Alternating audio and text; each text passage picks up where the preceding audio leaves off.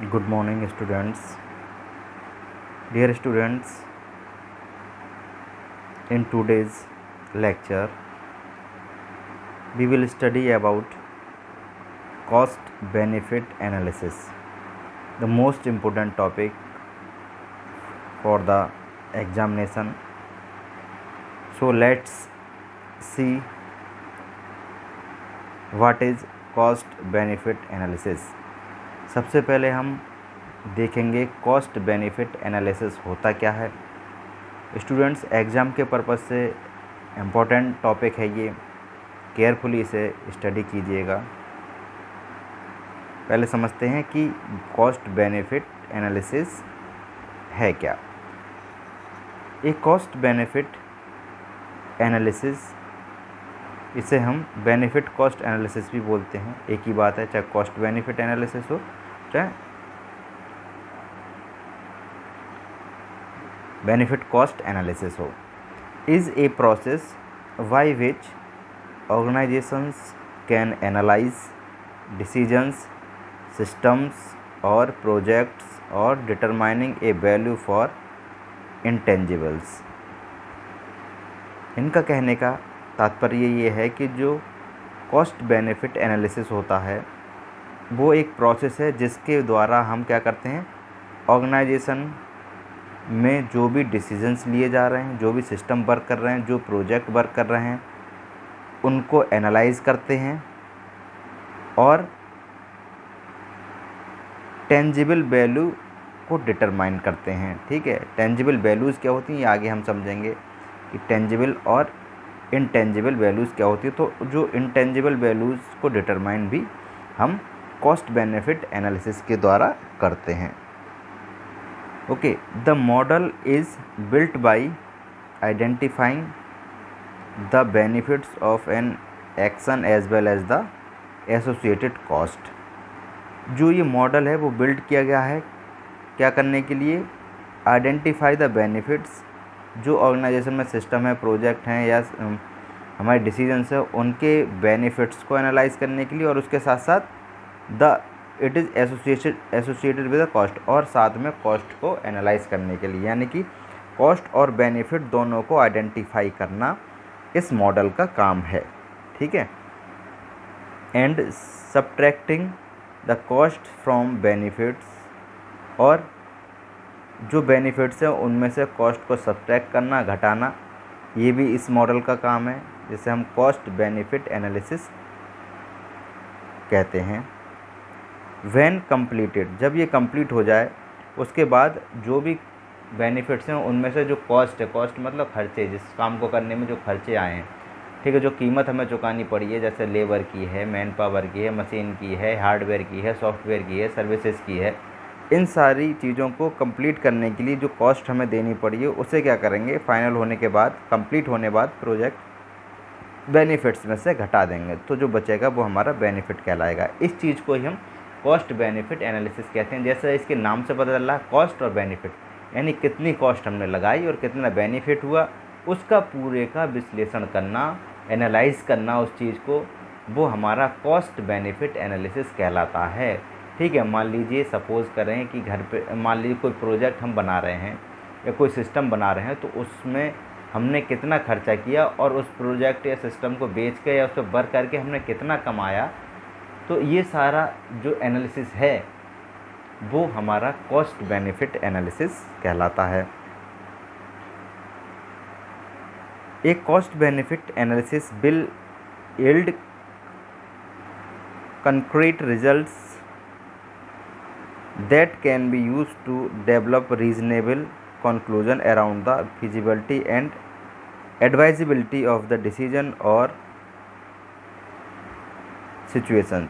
इनका कहने का मतलब है जो कॉस्ट बेनिफिट एनालिसिस है वो अपने उसके रिजल्ट के आधार पर हम ये डेवलप कर सकते हैं कि जो क्या कॉन्क्लूज़न हमारा उस सिस्टम के रिगार्डिंग निकला है। ठीक है, और ये भी हम कर सकते हैं कि फिजिबिलिटी के अकॉर्डिंग हम डिसीजंस या सिचुएशंस मेंटेन कर सकते हैं उस पर्टिकुलर सिस्टम के बाद, जब उसका हम कॉस्ट बेनिफिट एनालिसिस कर लेते हैं। कॉस्ट बेनिफिट एनालिसिस के बाद हमें पता चल जाएगा कि जो रीज़नेबल कंक्लूजन है हमारे डेवलपमेंट का वो क्या है। अब हम नेक्स्ट टॉपिक है इसका why use cost benefit analysis, कि हम कॉस्ट बेनिफिट एनालिसिस को क्यों यूज़ करते हैं या क्यों यूज़ करें, इसकी कोई वजह होगी, वो वजह जानेंगे। आइए देखते हैं। Organization rely on cost benefit analysis to support decision making. जो ऑर्गेनाइजेशन है वो कॉस्ट बेनिफिट एनालिसिस पर वर्क करती हैं डिसीजंस मेकिंग को सपोर्ट करने के लिए, उन्हें रिले करती हैं। किसे? कॉस्ट बेनिफिट एनालिसिस को रिले करती हैं ऑर्गेनाइजेशंस डिसीजन मेकिंग को सपोर्ट करने के लिए, because it provide an agnostic evidence based view of the issue.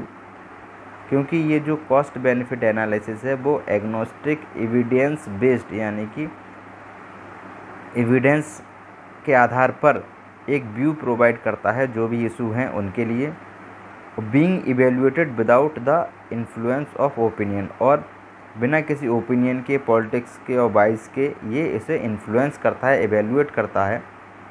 By providing an unclouded view of the consequence of decision, और डिसीजंस का एक अनक्लाउडेड व्यू भी हम कॉस्ट बेनिफिट एनालिसिस के द्वारा पता करते हैं। इसका मतलब ये हुआ कि हम डिसीजंस इस कॉस्ट बेनिफिट एनालिसिस के आधार पर ले सकते हैं, कि इसके आधार पर हमें पता चल जाएगा कौन कौन से इशू हैं, उन्हें कैसे एवेल्युएट करें और उन्हें हम कैसे रिमूव करें, उसके आधार पर हम अपने डिसीजंस को ले सकते हैं।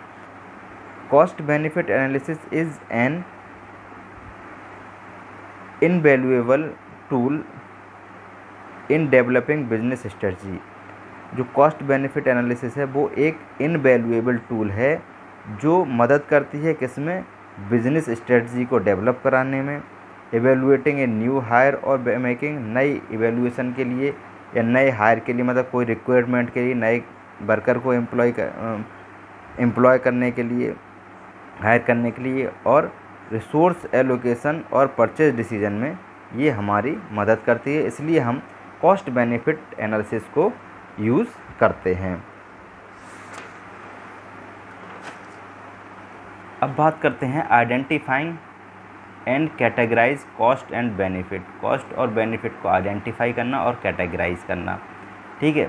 The primary categories that cost and benefits fall into are, जो प्राइमरी कैटेगरीज हैं, प्राथमिक जो वर्गीकरण है इसका, वो फॉलोइंग कैटेगरी में डिवाइड किया गया है, जैसे कि direct and indirect cost, tangible and intangible cost, real cost, fixed and variable cost.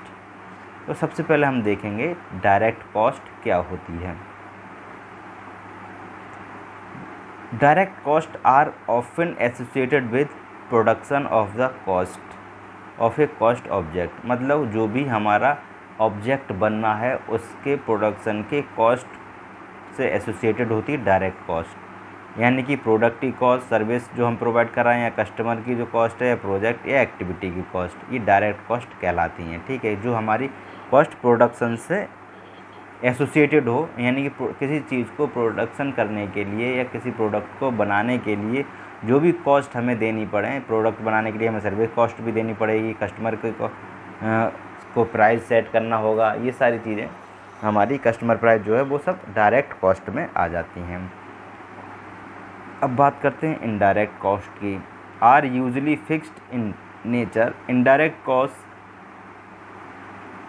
को अगर नेचर वाइज देखें तो ये फिक्स्ड होती हैं, and may come from overhead of the direct department और कॉस्ट सेंटर, और ये डिपार्टमेंट और कॉस्ट सेंटर के द्वारा ओवरहेड की जाती हैं। Next, tangible cost are easy to measure and quantify, इनको हम आसानी से मेज़र कर सकते हैं और गिन सकते हैं, ये मेजरेबल हैं, इन्हें माप सकते हैं और गणना कर सकते हैं, इनकी क्वांटिफाई भी कर सकते हैं इन्हें। And are usually related to an in identifiable source, और ये आइडेंटिफिएबल सोर्स से रिलेटेड होती हैं, और असेट्स असेट से रिलेटेड होती हैं, like a payroll, rent, purchasing tools, ठीक है, किसी सैलरी देना, रेंट किसी को किराया देना, टूल्स परचेज करना, ये सारी चीज़ें हमारी टेंजिबल कॉस्ट में आ जाती हैं।